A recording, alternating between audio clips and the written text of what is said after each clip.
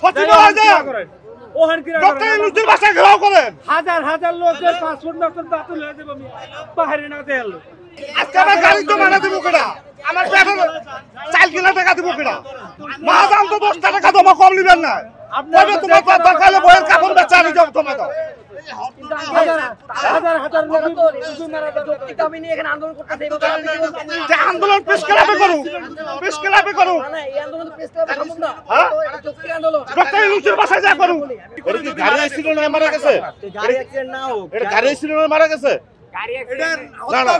গাড়ি কেন মারা গাড়ি বন্ধ করে রাখলো কেন গাড়ি তো ভাঙচুর করা দরকার তাও তো বন্ধ আছে গাড়ি বন্ধ রাখলো কেন রাস্তা বন্ধ করলো কেন রাজপথ বন্ধ করলো কেন বলেন এটা মহল্লায় দেখি আমরা নিজেরা মারামারি করে মারপিট করে মার্ডার হয়ে যায় এটা মহল্লায় অনেক কিছু দেখি আমরা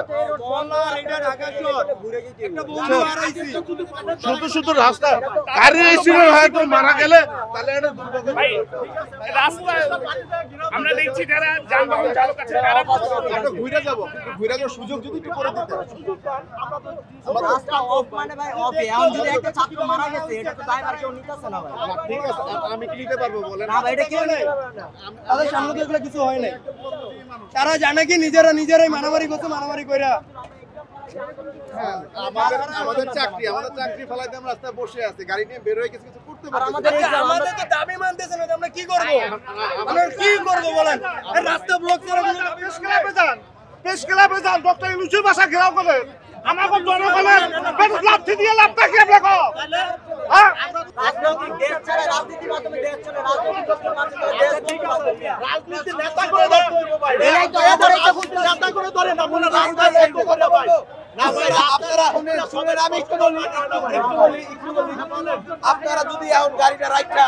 আমগুলোকে 10 মিনিট এখানে দাঁড়ান 10 মিনিট সারা দিন ইউনূসের বাপে ওটাই আসবে যদি আপনারা আমাগুলোকে গাড়িটা রাখা